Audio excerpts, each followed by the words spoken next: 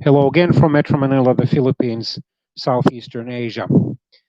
Um, Brenton Tarrant, who is a far-right terrorist and mass murderer, having killed 51 Muslims in or around two separate mosques in Christchurch, New Zealand in March 2019, has dismissed his lawyers and with the court's approval will represent himself at his sentencing hearing, which is scheduled to start on August the 24th. 2020. It will be determined whether he's going to be sentenced to literal life imprisonment as a dangerous offender and a mass murderer, or whether he will be eligible for parole after having served a certain number of years. In any case, he certainly will not get a short sentence. He has already admitted his guilt of having killed those 51 Muslims in cold blood with a predetermined murder plan. In other words, he has confessed being a murderer and for having also attempted to murder 40 other Muslims.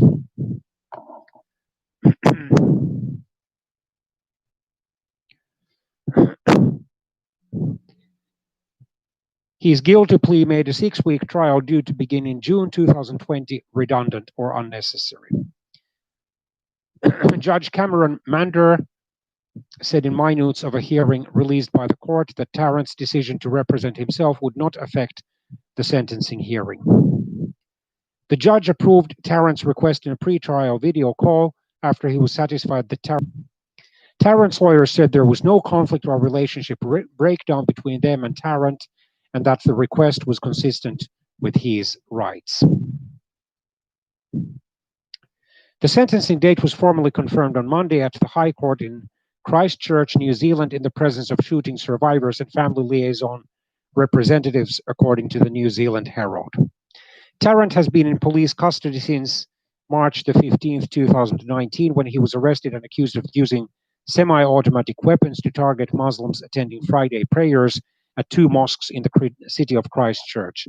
I can still remember that video clip of a news report, which I watched whether here on YouTube or on television, where he said in his Australian accent, "Let's get the party started." So shocking that he considered this mass murder, which he was about to commit in two locations apart. Horrible. I'll then quickly read the New Zealand Herald news report. Brenton Tarrant is now 29 years old. He was born either in 1990 or 1991. He immigrated to Australia to New Zealand sometime in the 2010s, at the latest in 2017, when he moved to Dunedin in New Zealand. And since November 2017, he had a gun permit in New Zealand.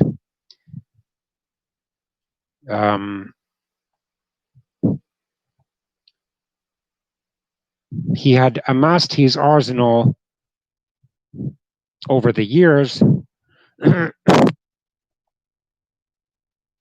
had visited Europe and Asia.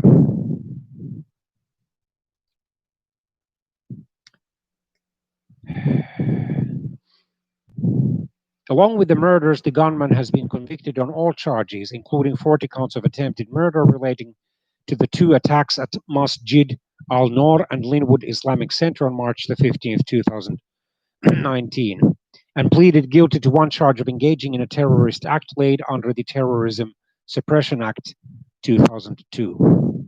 His sentencing has been delayed by the global coronavirus pandemic, but last week it was confirmed that it would begin on August the 24th in the same city where he killed those 51 Muslims and attempted to murdered those 51 Muslims and attempted to murder 40 others. The dismissed lawyers said that they are not disappointed by Mr. Tarrant's decision, and that indeed there has been no conflict between them and him.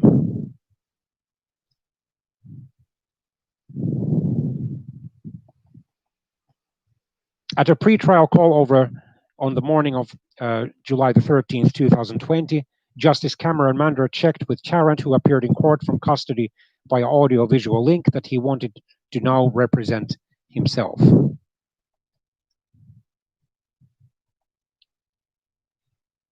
Justice Mander did say that he would appoint a new lawyer in the role of standby counsel in case Mr. Tarrant during the trial changes his mind and needs to have someone to represent himself.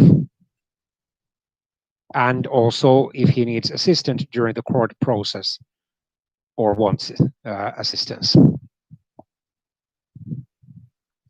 Tarrant was remanded in custody until August the 24th, when sentencing will begin and the Crown's summary of facts will be read out. Justice Mander has called for a pre-sentence report and victim impact statement. The Ministry of Justice, alongside the courts, has been working to put in place technology options, including a live streaming link, to help victims who are overseas and unable to travel to view the sentencing hearing and read a victim impact statements remotely. On Friday, it was revealed that overseas-based victims of the mosque shootings will receive special border passes to fly into New Zealand, which has been one of the tens of countries with the least number of COVID-19 infections and deaths. For a long time, the number of deaths has stood at just 22. And as of today, according to worldometers.info, even as the number of infections and deaths sadly continue to rise quickly around the world, in New Zealand, figures are still comparatively low.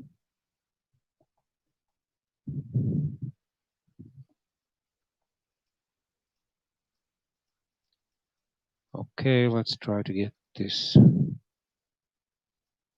Yes, only 1,544 COVID-19 cases, of which 22 have been fatal, 1,497 have recovered, and there are currently 25 active cases.